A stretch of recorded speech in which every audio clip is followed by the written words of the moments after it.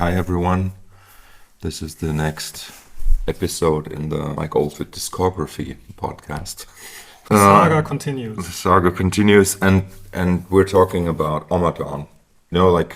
Chronologically, it would have been the orchestral Tubular Bells, I guess. And we may do an episode on that one. But right now, we feel that it really is not a Mike Oldfield record, in the sense that it's, it was produced based on his initiative, which it wasn't. So yeah, OMMADAWN, which is sort of like, a lot of people say that OMMADAWN is the greatest of all time and it's the best Mike Oldfield record. So I'm really curious what you have to say about it, Tobias. It's not my favorite Mike Oldfield album. That may or may not be interesting. I mean, there's reasons for that. But whatever we're going to say, one thing is sure, that this album changed the way I think about music. Mm-hmm. I heard it very early on in my Mike Oldfield experience, but not in its entirety. The first time I heard it was on the Music Wonderland compilation, and it had just the final 8 minutes, I believe, of the first movement, which are arguably maybe the greatest section he's ever composed. Definitely it's the most intense and most passionate section he's ever done. And I think at the time I knew Tubular Bells and that was it pretty much. And then I came to this piece and I think it had something which touched something in me which I didn't know was there. It had a darkness, it had the passion, I think, the intensity. And there was something inexplicable because there were words, but I couldn't understand them. And the way he progresses through this music, the level he was capable of reaching, I think it made me want to go to that place again and again in other music.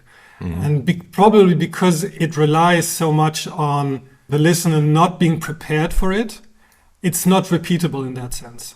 Mm-hmm. And I think many people who think OMMADAWN is the greatest thing he's ever done, they keep looking for that. And maybe he has tried to go there, but I think he's well aware that it's not possible to go to that place. I mean, in a sense, he's become a different person, and that's why maybe some of the emotional intensity of that record cannot be replicated. But also, I think once you've gone through this experience, the surprise effect is not there. So one reason I think, and we will go into that when we talk about the music, is why this works is because there were two albums before this one, which I think he plays with the expectations based on those two first ones.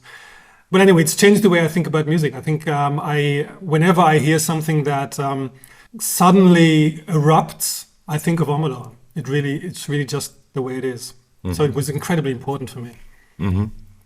Yeah, I have to admit that I don't really remember much about when I first heard it, and so it's difficult for me to say, but it clearly is one.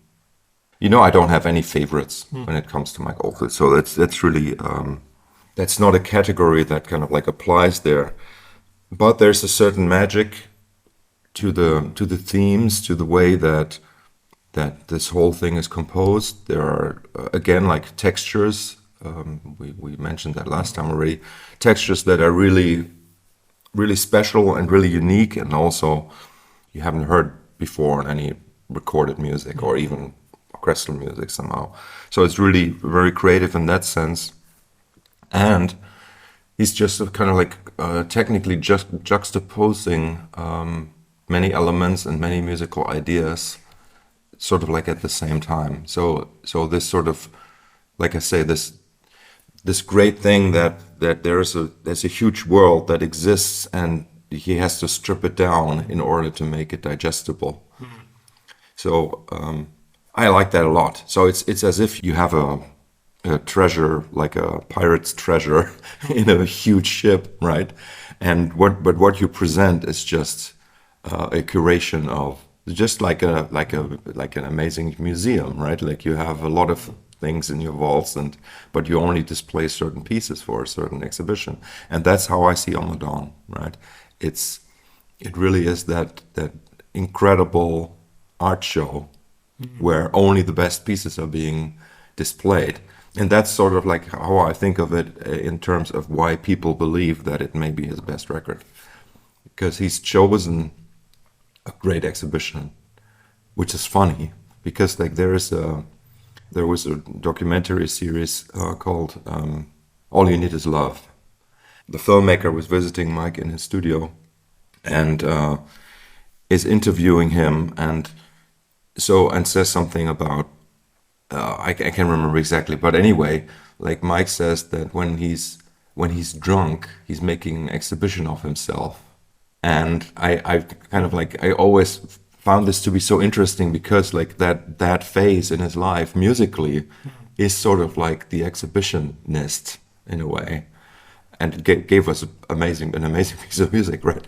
But so that's also like why I'm wondering, like because alcohol and drugs and stuff that I think Mike maybe even tried to stay away from by living that hermit life he had when he did Hergus Ridge, right? And that's kind of like started to break open a little bit with him, like going to the pub, with meeting with Les Penning, those things, right? And then later on, obviously just a few years later, he went into the opposite direction with sex, drugs, and rock and roll, you know? But yeah, OMMADAWN is, again, it's a record that has two sides, so it's the same format. Also, returning to the format of Tubular Bells in a way, in a way that Hergus Ridge wasn't returning to that. So there's a third piece, there's the little song on horseback at the end, which just sort of like takes the place of the sailor's hornpipe. Funnily enough, right? Isn't it? I think it's kind of cool. And you have like the really distinct final section of side one, just like Tubular Bells has that as well. It's even more. I see the parallel with Hergus Ridge in the fact that on Hergus Ridge he was condensing his music down into far less themes, which I think you could probably call curation, which is an interesting thought. And I think for this one, I mean, Hergus Ridge, we were debating last time how many themes are there. There are probably 3 to 4 themes on Hergus Ridge. But the first side of OMMADAWN is actually, it's just one theme. It's two. Well, we can probably argue about that, but I think when you listen to the, I will be curious to hear what the second theme is then, but if you listen to the Lost version, to me, the middle section is actually also a variation of the original, of the initial theme. You're absolutely right. I mean, like the metaphor I used with the treasure, gold treasure, right? Yes, everything is there at once, and you could say, okay, maybe that the combination of those elements is the theme, and I kind of agree with that. So it's sort of like it's not a monophonic. It's not just one melody. It's the combination of two melodies that may and two kinds of harmonizations of those melodies that makes the piece, and that is the thematic material. However, the way that it is being presented is that these themes happen. I mean, like in the demo, they happen at the same time, and he's absolutely crazy with doing everything at the same time, all at once. But for the released version, there's a clear thing. Okay, you have the chanting, like I'd say, and then on top of the chanting, you get the other theme played on electric guitar and stuff like that, right? So, and that's why I would say it's two themes. And then side two, again, just like Tubular Bells and Hergus Ridge, introduces a third theme, or fourth even. You've already hinted at the personal background. It would be interesting for me to maybe start with that, because I have thought about this, reconsidered my own view of the making of process of that album, OMMADAWN, because there is this story being told, partly by Mike Oldfield himself, that Hergus Ridge was a very unpleasant creative process and led to an album which was dissatisfying to the public and himself, and that OMMADAWN was an album which was beautiful to make and beautiful to listen to, and everybody loved it, and it brought him back. But the thing is, if you look at it on paper, the thing is, when he started work on Hergus Ridge, he had just released his first album. He had released it pretty much the way he wanted to, without having to make any compromises. The album was a big success with the critics. It was a huge success in the charts, although when he started working on Hergus Ridge, it wasn't the huge, the worldwide success yet, but it was big in the UK, and it allowed him to move out of his whole apartment and into a house of his own and live the life he wanted. And he could record his second album pretty much under his own conditions. And then OMMADAWN was recorded after it released Höchst Ridge, which was not a big success comparatively to Tubular Bells, which had been panned by the critics. And there were a lot of negative voices in the public. And it was recorded shortly after his mother died, which was a traumatic experience for him. Is that true? I mean, this is something that I still don't understand 100%. Like, when did she really die? There are so many conflicting, there's so many conflicting information. And only recently I heard an interview where he spoke of 1976. Yes, the chronology is, in my opinion, is often changeling. But of course, I don't have the insights. So it says, basically, if you look at what I have to look up what the name is, but I think it's the Mike Oldfield chronology. Yeah. In that book, it says he starts working on the album in January of 75, and then the first draft of the album is finished in March. But according to this chronology book, his mother dies in January. Mm-hmm. And so the entire recording process, which takes until September, is under the influence of that. While in Changeling, he recounts the story thus in 1974. At Christmas, they meet for the very last time, and he can tell she's very in a bad state. And he hears about her passing, and then shortly after, goes into the studio and records the solo at the end of the first part. So, but I think there are different parts in Changeling which seem to be off, especially with OMMADAWN, because also when Jabula comes in to record their parts, that seems to be often in Changeling. So the way I see it, the entire album was recorded, pretty much everything was recorded after her passing, which would, I think, explain the tone of a lot of the music. Yeah, I mean, it makes sense, but like, what we're doing here is not supposed to be precise science. No. And we just in this particular instance, I really have to say I'm really not sure. Yes, I'm not sure either. But what I can tell is that definitely Höchst Ridge was recorded when he should have been in a very happy place. And on paper, I think when we look at interviews from the time, he speaks highly of Höchst Ridge. He's very satisfied with it. In fact, in an interview with Kurt Dallas, he says, "This is so good, I'm not sure if I want to keep on making music, because what can come after this work?" Yeah. And then he goes makes a complete turnaround later and pretty much becomes his own worst critic. And also the Höchst Ridge was actually finished in pretty much half a year, and OMMADAWN took longer actually to finish. So I'm just telling you that I don't think there is more to OMMADAWN, I think, than this simple fact that everything came together. To me, I think what this shows is where his real strength as a composer are.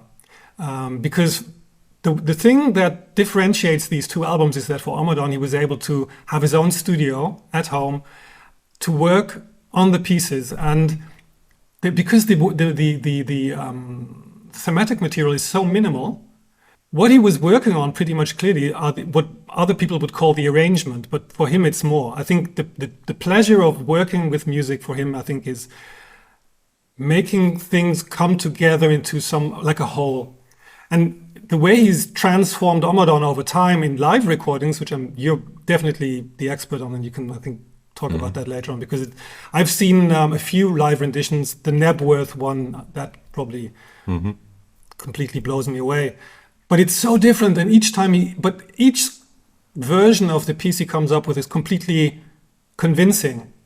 And so maybe the reason why he recounts the story of OMMADAWN coming into being as being such a happy process is because he was able to do what he loves most, working with the music, changing it around constantly in the studio, working with sound, working with arrangement. That's why we asked the lost version is a complete perfect piece in itself. It works perfectly. It's very different from the version which was eventually released.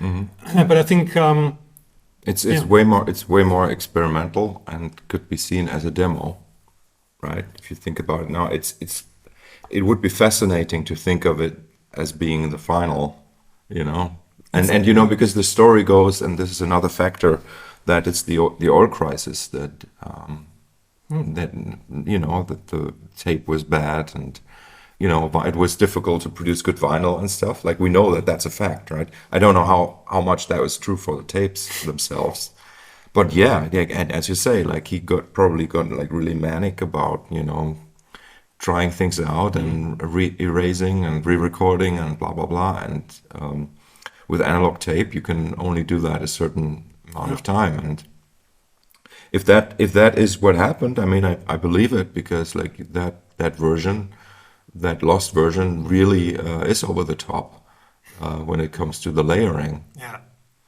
And it's funny how he has stripped it down. And again, I like my metaphor so much. You have like you have the whole world that you can present, but you only pick a few special things that work well with each other.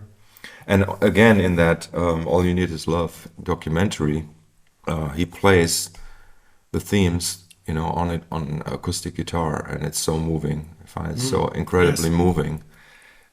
Yes, it sound beautiful. Actually, there's this very, very short section in the lost version, which is that sort of, where he basically, everything disappears except for him and his guitar. That is incredible.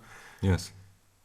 That I actually prefer the lost version to the recorded version, which only shows my listener preferences. It has nothing to do with the quality of the music. There is when you, I think it could be the same documentary. You're talking about ways shown in the studio, and in the background there is, I think, even a different arrangement playing.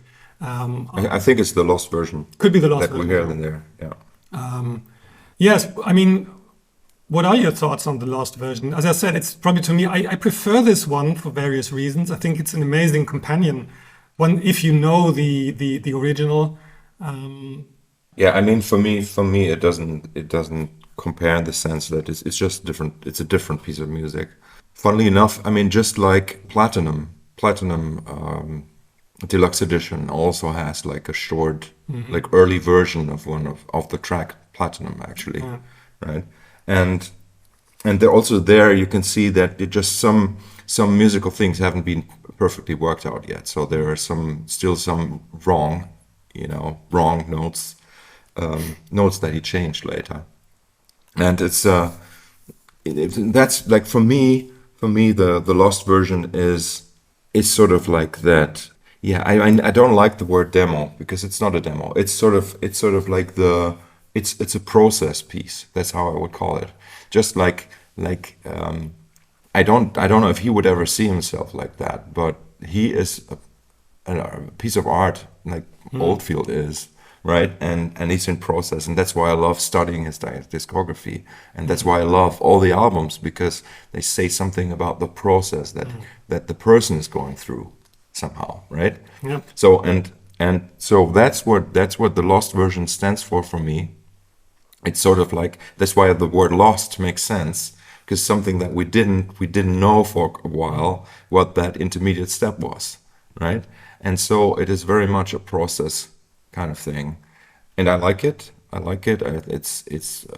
It's really crazy. It's over the top, and it's just a different piece of music for me. I wouldn't even say it's the same piece. He actually referred to it as a demo himself. He said in that interview, but there were lots of conflicting statements in that interview, so I'm not quite sure if we should actually like, we shouldn't pin him down on because we know that he isn't perfect with words, he's perfect with music. Yeah. But he did say when he listened to it, he discovered it was a demo. That's what he said, actually. He said it was a demo, and he was shocked. He also said, first of all, he had to do it because it was a bit damaged. And then later he said he would have redone it either way. Okay. I think he would have done it either way. There are many things I prefer, but what I what I think what is so interesting to me about the demo is, about the lost version is it gets better, or things which get better from the one version to the later one are the ones where he involves other musicians. I think. I think the final section of the first movement, which is so overwhelming, that's something which came about through playing in the studio together as a group with other musicians. So maybe, and that's. Are you sure that happened? Well, I don't know. It's the way he describes it. I don't think so. I mean, I'm even starting to wonder if this the drum beat, yes, the Jabula beat, is actually the first occurrence of a loop on one of his records. I think it is. Well, the question is, in the last version, it's a tape. I'm pretty sure it's a tape loop. So it's just I don't know, 2 or 3 bars. Like there are 2 versions. There's the faster and the slower, right? So yes. So I think it's a 2-bar loop or something. I really think so. Well, it's interesting because I've been really thinking about this. The last version has sort of the basic rhythm idea. It doesn't have the full beat yet. Mm-hmm. So was this recorded by Jabula, or is that himself or some other session musician playing the beat?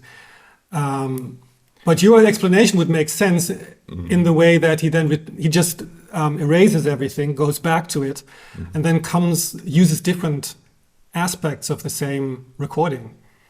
I mean, I'm pretty sure that on the lost version, it's Pierre Marlin playing timpani. Yes, the timpani. Yes. Yes, which is obviously is not on the final version. Yeah. Right. Yeah. Interesting. It is interesting. I mean, maybe people would expect us to to know or to analyze this properly here in this conversation, but no, that's not what this is about, right? He said in Changeling, he describes it as a one continuous session spread out across many hours of one day, where he serves alcoholic beverages to the musicians until they reach a trance state. Actually, it's marijuana that I think he's referring to with that. But anyway, I think, I mean, I believe him. And with him having such a strong vision, so he maybe just clicked with that beat, and then grabbed a few bars of that, and actually the fade out to me sounds like just 1 bar looped. Yes, that sounds like it, and it's and on the boxed version, which is actually which is not that different but slightly different. It takes forever. It's almost 2 minutes. It doesn't end. Yeah, I love that. It's almost like I had to check several times. Is this a locked groove on the record? Yeah. No, it's. You see, I think that the real beauty of this, and we haven't mentioned it yet, but people say that album is sort of also the beginning of sort of like this westernized version, this Western concept of the world music album. I mean, I don't see it like that, but I guess I understand what people mean, because you have instruments that are sort of associated maybe with Irish music, like a harp, and you have the classical guitars, sounds like that, and you have the African drums, and you have flute, you have recorders, you have a cello. Funnily enough, a cello making an appearance on the Mike Oldfield record, which has only happened like one other time, I think, on Tubular Bells 3.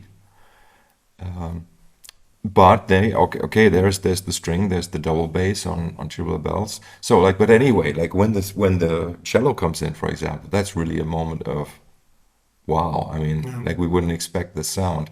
A little bit like the trumpet in not so much the oboe, but the trumpet in Hergus Ridge. Yeah. And the bagpipes, you didn't, because that the bagpipes, a big part of his work that's yet to come. And again, on Tubular Bells, he did the bagpipes on guitars, right? And then he could afford to have Paddy Maloney, you know, beautifully playing that theme. Sad Song for Rosie, right? And again, like that's on the second side, and that is like one theme that doesn't seem related much to the other themes, or to the theme of side one. But then when you look at the version where he plays the themes on acoustic guitar in that documentary, you can see that there's also pretty much a relationship. It's a fingerstyle piece for acoustic guitar, right? And so it's wonderful. And yeah, you know, there's I think we mentioned that ornamentation of melodies is a big factor. Not really so much in Tubular Bells, but Fergus Ritchie starts to really use all sorts of ways to ornament melodies, and that sort of continues here in this record. Yeah. Like, I mean, like really, if you wanted to do justice to this record, we would have to have a round table with like 80 people that talk about it and give their impressions. So, I have to say I'm surprised that you say that it's not your favorite record, because like for me, I would say it's definitely one of my favorites, even though I don't have favorites, because like this, it's undoubtedly not just a masterpiece, but a masterpiece of masterpieces. Oh, I agree. The funny thing is that it is a masterpiece of masterpieces, and it's still not my one. Yeah. Let me put it this way: I do have favorites. I think the word favorite is sort of it's just a subjective term. Yeah. It doesn't. I don't make any statements about the quality of the music. It's just, of the 4 first albums, this is my least favorite. Yeah. It's just the one and probably one of the reasons is because it is so. The first few times I listened to it was so overwhelming that that effect is overwhelming. I mean, the difference to me between, for example, OMMADAWN, the experience of OMMADAWN and Fergus Ritchie is, in Fergus Ritchie and Tubular Bells, he's creating musical worlds which he can escape to. And in OMMADAWN, he is channeling his inner world out. So it's an explosion rather than an... I agree. You know? Yeah, I agree. So, and just on a formal level, I've always thought the album was sort of a bit lopsided. It has this big one movement piece on the first side, and the second one is shorter, and I think there's an asymmetry, and there's nothing wrong with asymmetry. I just don't particularly like it, and I always thought the conclusion of the second movement was unsatisfying. I know several people who love the end of the second side movement. My partner think that's the best part on the whole record. She loves that part, but I just thought it takes me out of the mood of the piece. I think the second side starts off great, and then the folk part, the middle part of that is just so beautiful. And then I don't know, it goes into this dance. I don't know, it's just a preference. Whereas the horseback piece returns to it again, and it's just beautiful. I cannot understand why anyone would have anything to say about the lyrics or the music. I think this is just a dream. This is extremely beautiful. Yes. This is preference. I just think I always thought there was this asymmetry. The first side is so much more weighty than the second side. Yeah, I mean, that's true in a way. You know, like in general, I think if we look at OMMADAWN, it really is sort of like an introduction of so many ideas, so many incredible things that sort of like point to the future that he's doing. And I'm talking both compositionally and sonically and conceptually, also on a human level, right? As you said, like there are like more like external musicians playing on it. His brother is playing with him on that record. Yes, important. And actually, I'm not 100% sure, but I think he plays the pan flute part, like, and that sort of like contributes also to this world music thing, that there is actually a pan flute, and it's like, as you say, it's an explosion. It's sort of like a firework, works of ideas, and that's why the second half for me kind of like makes sense again, because it's like he's presenting some new ideas. Also, the penultimate bit before the finale has the fast triplety guitar solo, which is sort of like become also one of his trademark things, or that It's like a signature. it's like a signature thing, and there are so many of those signatures in this record, and I think it's just gorgeous, the whole thing. And like talking about the finale of side 2, Before on Horseback, I also think that is probably a drum loop there, and also it's the first where he does the bull run, the drum rhythm, right? So it's and he plays it in a way that is kind of like, is also like a signature sound. Yeah. And it's funny because I also pay attention to things like, okay, so is a beat late, is a beat early? Like, how does the musician, or Oldfield in this case, like create a groove, right? And he does that some notes are late, and then I'm looking for, okay, is this note is it late on purpose? And I can tell if something's late on purpose if it repeats in the same way. And then the question is, okay, if it repeats in the same way, was it played that same way twice, or is it a copy and paste? Is it a loop? And I find it fascinating that on OMMADAWN is like really is the first time where you can identify things like that. I don't think that anything like that was present on August Ridge. No, pretty sure not now. Yeah. So. But how do you explain the tempo shift in the first movement towards the end? Is that is it just spliced? Yeah, that I'm not sure of. I don't know. It's also like if you have a tape loop, you can speed it up, right? Don't forget that. So if you have a percussion loop, you can speed it up. It doesn't really. I mean, digitally, you would. I mean, nowadays it's not an issue anymore. But like, if you speed it up in an analog way, it just still sounds natural. If it moves up like a half step or something and it's faster. That's sort of like the advantage of having a digital, an analog recording of a percussion track, of a percussion loop, because you can slow it down and speed it up without it losing too much of its character. Do you have an idea what this pub conversation in the last version, what the idea behind that is? I'm really at loss a bit because, like, structurally, I mean, it moves similarly to the final version, and there is a finale, and there is a big finale. It just resolves differently. But this conversation running in the background, that's really very curious. You call it experimental, but I'm just.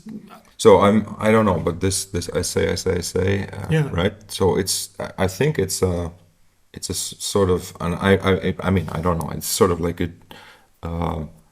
a joke. That's a form for a joke. It's a formal joke, you could say, a form of joke. And I know that there are some people who went absolutely crazy, kind of trying to decode it, to really see it as sort of like a riddle. And I don't know. I mean, to me, it's really a bit like the Piltdown Man, right? So the idea of this craziness, and we haven't mentioned that what OMMADAWN, Gaelic means fool, right? And so, and the line, the last line of the lyric is the fool of music, right? And so that is the fool, Yeah, it's the fool. Dallas says it translates sort of to fool or simple man, and says it's Mike Oldfield as the simple man and not overthinking it. Not it's maybe that is already too far fetched, but I mean I don't know. Being a musician or artist myself, I resonate very much with that idea of the fool of music, because you realize that you are kind of like putting yourself into a position of total weakness. As a creative person and as somebody who is so fragile, you're making yourself, you're putting yourself into this fragile state, and it is foolish. Like other people would say, it's foolish, right? But like from this position of the fool, this beautiful incredible, playful, quest of discovery kind of like starts. That's the process I was talking about, and that's why this album is sort of like for me this incredible. It's incredibly brave to put yourself out there like this. And with the Lost version, he actually went to the place where he said, "Okay, this is the Fool music, and I'm gonna play the Fool here. So I'm gonna actually voice it. I'm gonna give it a voice." And that's what's happening there on that version. And that's what makes it absolutely powerful. It is crazy. It's nothing like the album, the version that was released. No. But maybe it's both. I mean, as you said, you're exposing yourself. In the released version, he's exposing his complete vulnerability and fragility, yes, and exactly. his pain. In the other version, he's exposing the nakedness in the opposite way, but it's still the same nakedness. Like I already said, it's over the top. The over the topness, he just toned that down, and that made it even more over the top in terms of the emotional response that people had to it. And so it was a very good call, a very good thing that it happened the way it happened. And I love the Lost version, but like I say, it's a completely different piece of music for me because of that. That the restrictions are looser there, right?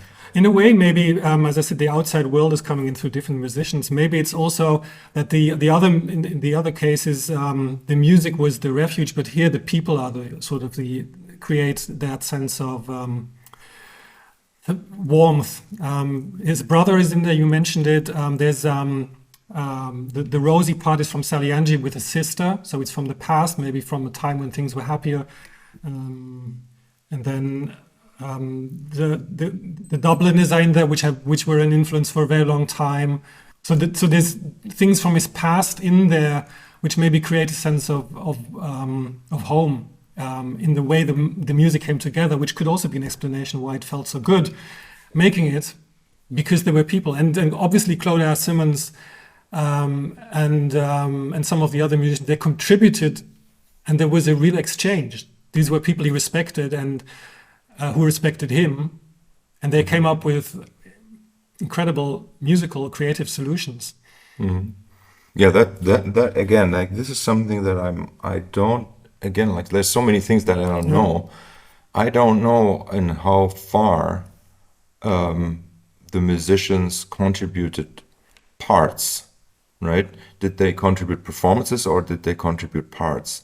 I know that later in the early 80s, the musicians he worked with, they were allowed or they were actually even utilized to contribute parts, which everybody then always attributes to like Mike, which is the way it happens, right? But anyway, but with OMMADAWN, I'm not so sure, if there was any freedom for the people who contributed other than the way that they played things rather than what they played. A fascinating thought, right? To think of it as a collective work. I don't think so, to be quite honest. Really hard. I mean, your thoughts now are definitely interesting for me as well, because after reading he's actually complimented and mentioned a few of the collaborators with coming up with ideas. Yeah. I mean, also William Murray is. We definitely need to mention him. So they spend a lot of time together there, and William wrote the lyrics too on horseback, as far as I understand. Yeah, I mean, it's just we'll never really know, I guess, and it doesn't really. I mean, does it matter? Yeah, it would be interesting to know, but the music speaks for itself, and. For me, this, like you say, this balance, right, of side one and side two. For me, it is really like more so than other albums of his that have two sides. Here, it really is one piece in the sense that it goes from A to B. There's not so much of a relationship of the two sides as being sort of the two sides of the same coin. No, here it's really is as if there's only one side to the coin, but it's a very complex image on the coin, right? That's sort of like how I see it, and it's not really wrapping up in the sense that like the Sailor's Hornpipe wrapped up Tubular Bells on a like, with a funny thing, and like beautiful that you have the words Hergest Ridge. Yes. If you feel a little grim, like in the song. I think that's very meaningful, even though it's not intended to be meaningful. It is meaningful. It says something. Yeah. Yes, and it has it's this beautiful, sad song, like where he's also talking about, I guess, about himself, about that he sometimes feels like he wants to hit his head on the wall, and it's sort of so personal, so beautifully innocent and open, and really like there's so much heart in his music, and like that's also why I think that when you say that the critics blah what the fuck, I mean, critics, what have critics to say? Like they meet in listening to those records, meet like one of the greatest minds in music, or hearts in music, and you have to criticize it and say the one is better than the other. It just really, like, especially in hindsight, is so ridiculous. And I understand why, like he, as a very young man and sort of like removed from reality, also with the success and like it kind of happens that you become so incredible, you can get so hurt by people saying things that, that like where you are just really sort of acting, and that's why Fool makes so much sense. You're like acting foolish, in the way that you actually provide materials for other people to get happier or to come over their problems, let's say. So it's like a very therapeutic piece of substance in the world, let's just put it that way, right? And so people can utilize it for themselves, but at the same time, as the artist, you're making yourself so, you can get hurt so badly. And somehow that is really, OMMADAWN still has that innocence to it. And I find it's just so moving. Can I ask you on a personal note, was this album important to you as a guitarist? Because you have this incredible solo at the end of the first movement, and the guitar tone of that, and the way he bends those notes and really to the point where they almost seem to explode. And on the second side, we have this mass of guitars stacked on top of each other, almost 2,000 purportedly layers of guitars, and it has this sort of shifting textural quality, which are both elements of your own work in a way. So was the album important to you, do you think? I'm pretty sure. I mean, and these like are almost two opposing things, right? So you have the totally textural,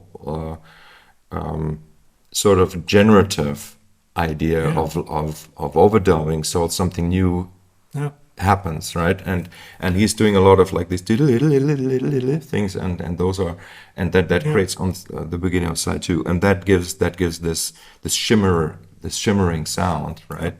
I mean, that certainly influenced me a lot, and it was at the same time actually like No Pussyfooting with Rip and Eno record, where with tape loops, like you get the same kind of like effect. Anyway, yes, and I mean, obviously Fripp and Eno and also OMMADAWN are very important to me. And then the lead guitar playing, which is really like, I don't think there's anybody who plays like that or played like that, and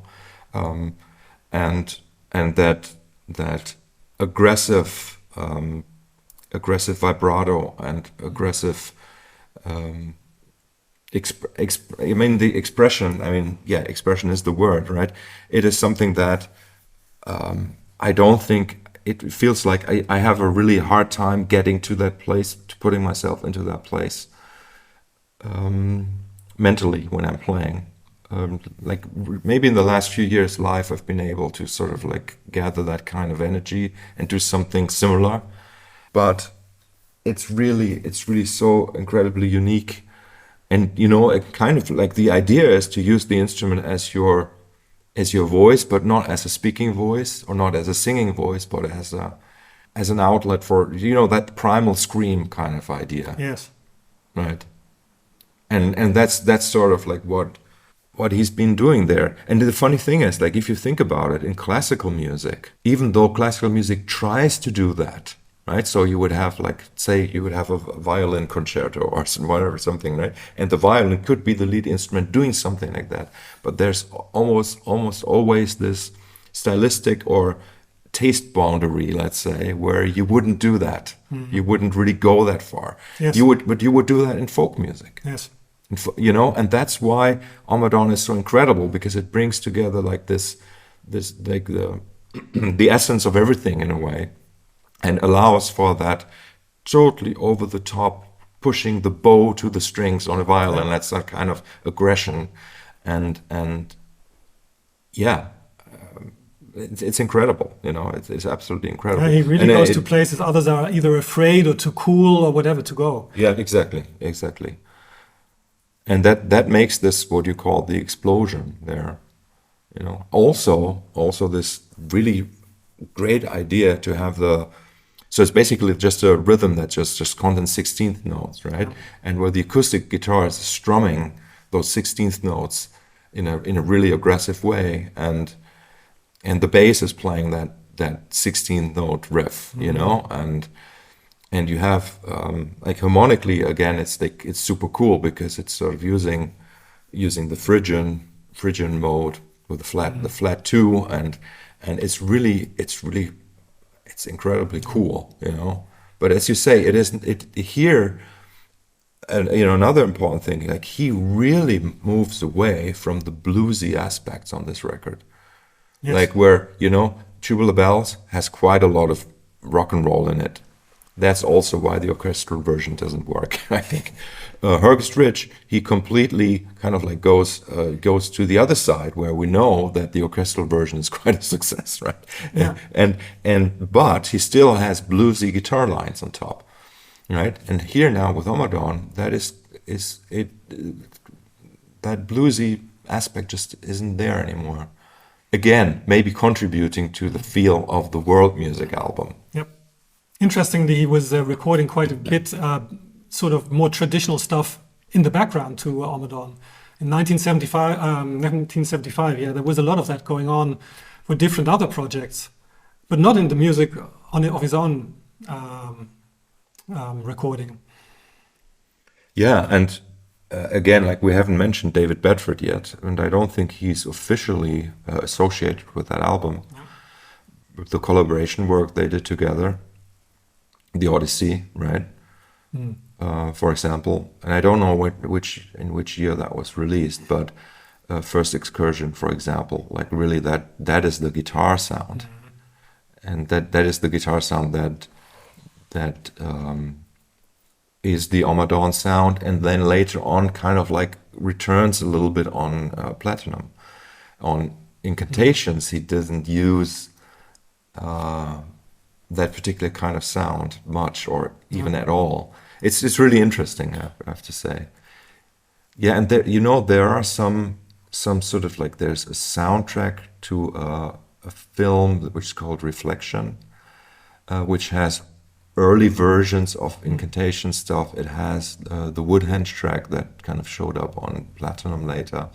It has some parts of OMMADAWN, like different mixes, and it's really interesting to see that a lot of the things that we experience or learn about as separate entities, separate albums, separate phases, sort of like come from the same creative, how should I say, period. Yes. In his life, right? I think the term world music is wrong, because world music, already a silly term, but that is really, I think the interesting thing is that for this one, we have lots of, the fusion isn't by juxtaposing things, but it's all one thing. So it's an African band playing the beats. But he said later on that Ravi Shankar was just as much an inspiration for the drums. And I always had the Indian association myself. And there's all these different elements, and it's blended into one. It's not about contrast, it's about color and about realizing a certain idea. He said as much. I mean, I think it's pretty clear to him that he wasn't trying to break new ground or establishing a new genre. I think it's just whatever makes the music come out better. Yeah. And Yeah.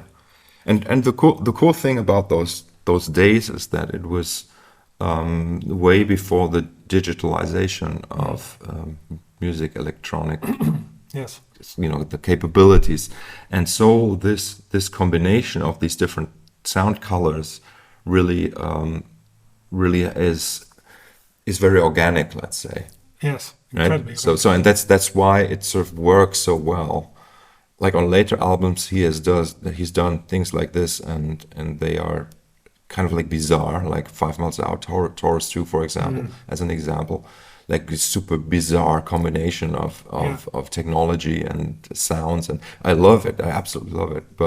But here with OMMADAWN, it's still like digestible to the mainstream. There are actually person. live renditions of OMMADAWN with the electronic Simmons drums, and Yes. there he goes. Sort of, he takes the music that plays. Yes, exactly. That was in '83, I think. Yeah.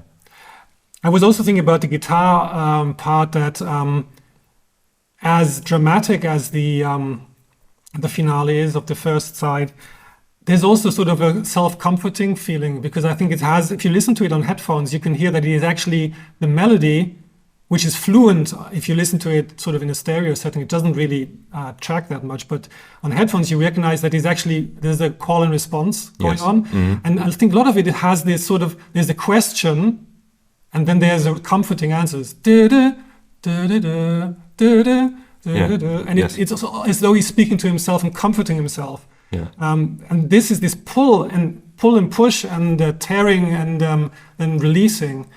That is what makes it so special. It's not just a wild guitar solo. It's sort of an inner dialogue, and we're being allowed in and experiencing it ourselves.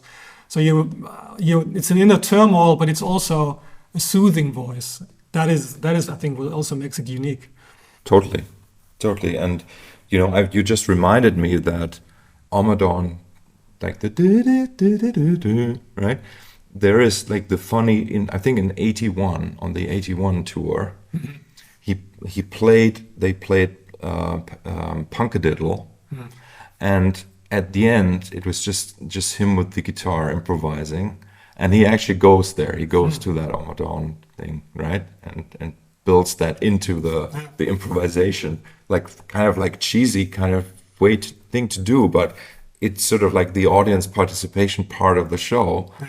And funny, yes, you're right. So it's not really that totally dark or serious or anything. It has, again, it's the Fool, right? So it has that character of being lighthearted while being serious, There is a connection with him to this piece. If you look at the Knebworth gig, we have that on video, and you can see the complete concentration. There's no way he could, for example, there's the drum solo, and there's solos by other musicians, and he's in full concentration while they're playing. Mm-hmm. There's not even the effort of entertaining the crowd or diverting them in any way. No, he's waiting for them until he returns, and there's the moment when before they go into the overdrive, and he's counting them in, and he's screaming it out. Yes, he's literally saying 1, 2, 3, 4, and it's that's not play. That is complete in the momentness. And I have heard a story about the Knebworth performance. Apparently, like obviously, that band had like 10 people in it or something, and it was quite. I think that it must have been like a really stressful day, and there was sort of like an argument, and soundcheck took a long time, and blah blah blah, and really bad vibes and that kind of thing. I heard that from a few people, and so you can kind of like see that like that is sort of like the performance of the band, but also like Mike's performance in particular. Yes. It's like the last time I'm playing. Oh, okay. That's what it feels like to me, like the That first explains frustration, like frustration of like I can't do this anymore. Like, and as you know, as we know, like he's very much about trying to make things work so that his music translates, right? So like he knows that things, if things go wrong, it's not going to work.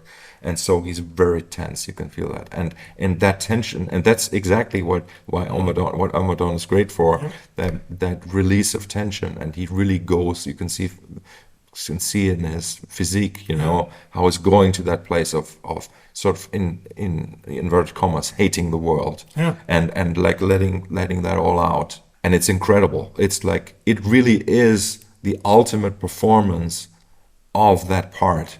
Which really, like on the record, if you listen to the record in comparison, is nothing.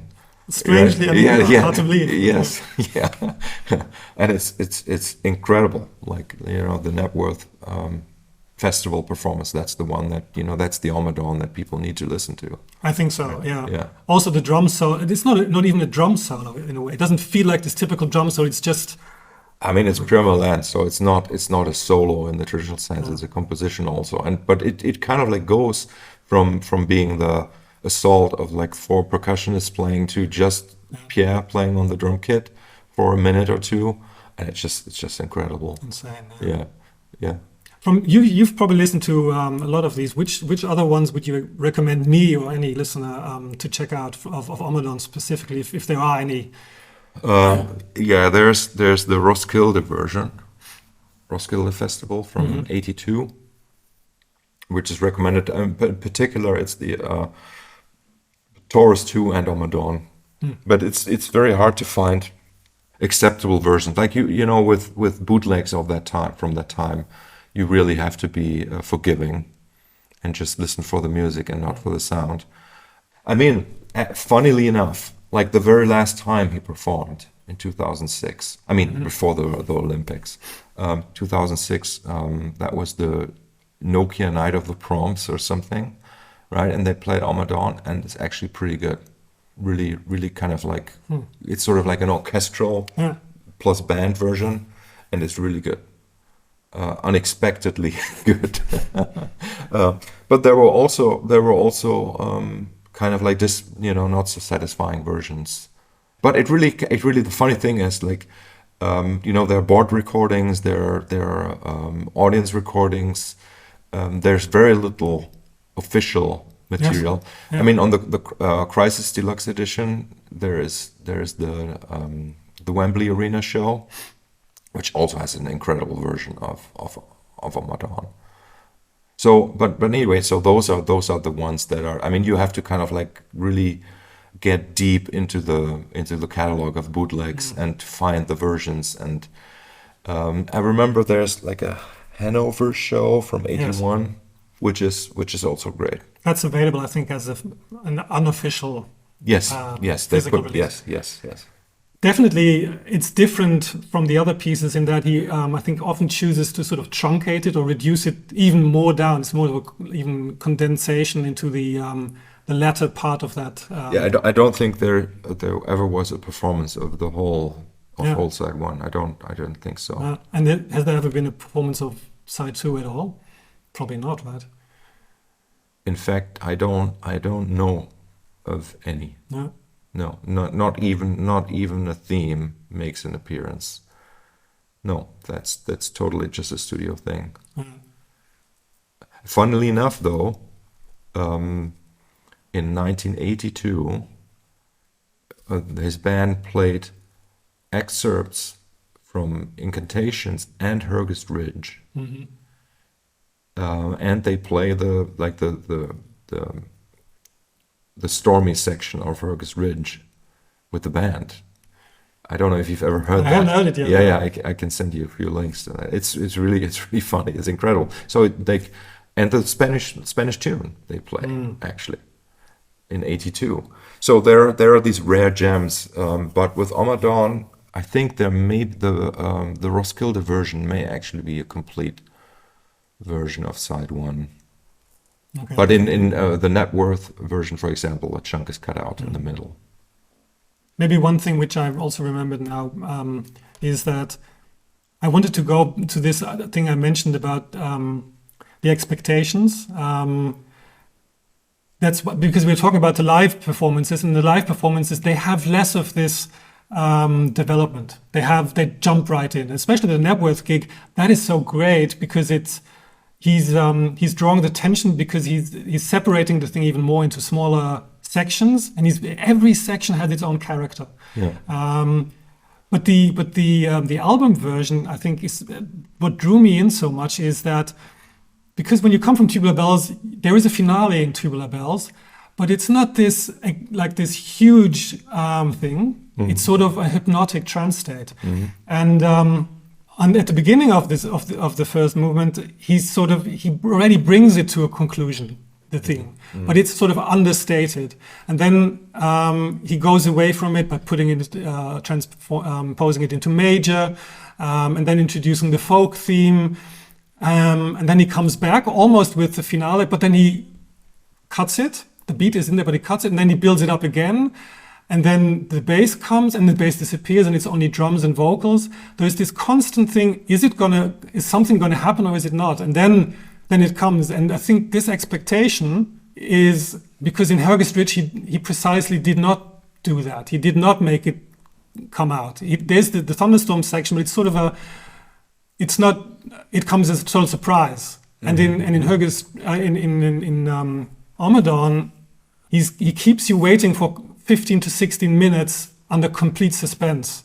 Mm-hmm. And because in Hergestridge he did not deliver on that, on sort of the tension. Here he does, and I think that is also one thing which I think works because there was something before it. It's not taken out of context. It's part of the continuum. Mm-hmm. But then it goes out of it because he actually gives you something which you were waiting for all the time, and then he gives it to you better than you could have ever imagined. Mm. Yeah, I mean, musically, and this is worth mentioning, it is really the record that shows that his thinking about like harmonization of melodies and harmonization of, and sort of like a mix of sort of a triadic harmonization versus like drones, like the sort of like with the bagpipes, you have the drone is always the same, and you get like two moments with the main theme, right? So after the A theme and the introduction, right, and then it goes da, da, da, da, da, da, da, and you have that one looped choir note. On top, right? And it's suspended, right? It's suspended there and with the tension. And then the second time around, in the middle, it moves to the more consonant note, which is incredible, right? And so he plays with harmony in a really very free way, also where the melodies, they don't need to land on chord tones. Right, so he does, so he does both at the same time. So he has melodies that you do use the chord tones, sometimes almost like exclusively, like the chant, right, which is only chord tones. But then the melody on top, it's like yeah, and it doesn't. It's just a theme. It's a motif that stands on its own. That doesn't have to have a relationship with the chordal structure, so it could work with any chord from that key, let's say, right? And so, in addition to that, on OMMADAWN, he also leaves out the chord. I remember seeing like there is a book, a score book called 10, which was released in '82, I think, which has also the finale of OMMADAWN transcribed, and those has that introduction, like those 8 bars of introduction with a pan flute, and then I still remember seeing that in the score N.C. which stands for no chord. So that first round of the melody has no chord. That's true. And and it's incredible. Like then we, I think I've mentioned that he doesn't use many dominant seventh chords in his work, but the xylophone that comes in under the chant, right, actually uses dominant seventh in a really interesting way. And again, that is sort of like a mutation of the way the chords were used earlier on in the piece. And it's just totally fascinating. This freedom, and like the mid, there's like this middle section between the chant and the explosion at the end, and there's the trumpet in the background, and the trumpet is playing these dissonant notes. Yes. Incredible. I think it's a G, right? The dissonant note, and it's really. Yeah, you would say like why? Why is that happening? Why does he do that there? Why is that? And it's clear because like the harmonic progression of the chant uses both. Like starts with E major, F sharp minor, and then goes to E minor. So it both has the E minor and E major in it. So the E minor with the G and the E major with the G sharp. And so he brings together these two pitches, like in so it's sort of like kind of like, how do you say, contracting the harmonic information and I don't know what the word is, like it's concentrated, like concentrates it's the almost harmonic. Like he's folding to. It's folding, yes, to exactly, yes, yeah, exactly. It's like folding, and then from this folded state, then it unfolds, and you get the explosion, right? And it's incredible. I also see all these relationships, like remember like the motor-driven organ chord or whatever it is, like the rising pitch kind of thing. That it's something like that's happening there in OMMADAWN, right? Like you have this concentration, like this folded sound, which then unfolds and explodes. And I was thinking of the motor chord actually with something that's happening in the second movement. This sort of a crashing sound at the end of the guitar shimmer section. Yes. Where he also goes into a completely different tonality. I don't know if it's that different. That also has this sort of effect. It's completely. It's like a break in perspective. Yes. Also very expertly done. Yes. Yeah, I mean we haven't talked so much about part two, right? But yeah, there's like this beautiful fade out of the shimmering guitars into the Set Song for Rosie section. That is incredible. Transition. And it just comes down to just the drone from the bagpipes or the Ilian pipes and the fingerstyle acoustic guitar, and then on top, this is so funny. Like I mean, we say like there's not much relationship between first and second side. No, I mean it's also those themes, right? And on top of the Set Song for Rosie, you also get the electric, like the muted electric guitar sound playing the do. Yes. It comes back there as well. It comes back. Yeah. So probably if we keep talking for even more, then this is probably going to be my favorite record after all. No, it really is wonderful. Yeah. And yeah, I mean I have to correct myself. I do think that they actually played the whole OMMADAWN in the 1982 tour. But there in 1982 they did two configurations of the same band. And so there was an extra guitarist and vocalist in the first leg of the tour, which was not the band that I saw. I saw the band later that year in October, and I can't remember if they played the full OMMADAWN when I saw them. And I was just 10 years old, so how would I remember now? Probably. No. But I have a bootleg recording of that show, Essen '82. Yeah, that's great. Yeah.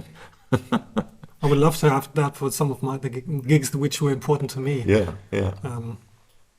And maybe I should also say that I think to me, like if you're hearing this and you're thinking about which version to get, I really think that it probably makes sense for this one to go back to the original vinyl, or to for sure, or maybe to the deluxe edition which came out later, because I think Virgin really did a disservice to the piece with the first CDs they issued.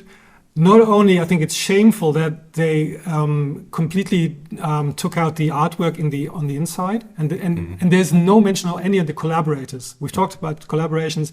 How much of it was actually by the collaborators or not doesn't matter, but I think they should at least be included. They're not in there, and I think the sound of the first CD issue is muffled and doesn't really work.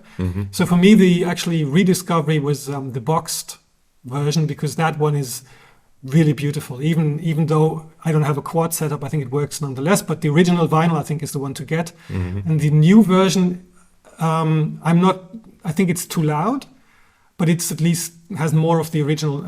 It's closer to the original sound, I think, than the CD version originally. Okay, not so sure. I don't remember that, but the deluxe, like the remix he made, is fine. It just presents the material in a completely different way. It has the release of tension happens in a different place. It actually for me it happens in the recapitulation in the after that triplety solo, and it goes back to the theme with the African drums and the theme played on electric guitar. That's sort of like the release for me. That's where I get the goosebumps on that particular version. So I agree that, like, if you want to have the real OMMADAWN experience, you need to go to the very first vinyl edition and get that. I mean, it's a little bit. You could say it's maybe frustrating that there are so many versions of these things, but at the same time, you could also say it's a blessing. Yeah. I've heard, at least in the chronology, it's mentioned that one of the single releases, which is only 3 or 4 minutes short, is supposed to be very good. I don't like it. Yeah, I haven't heard it.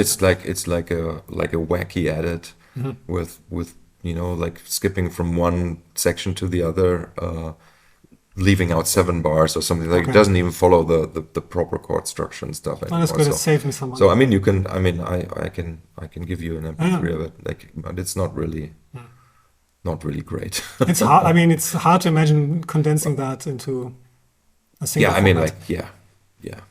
like, that doesn't make any sense. That's it, I guess, right? Yeah, I think so. I mean, at some point, like, once we've completed the whole discography, we can go back and maybe have a mammoth session talking about everything in sequence, Yes, and we've also received some very interesting feedback. For example, for Helge's Ridge, I think it was really interesting to get feedback on YouTube, which will make me go back to a lot of these albums again. And it's things you said now. I'll definitely listen to the grooves differently, the beats on this one. Yes. Okay. Thank you very much. On to incantations. Yes. Thanks to you, listeners.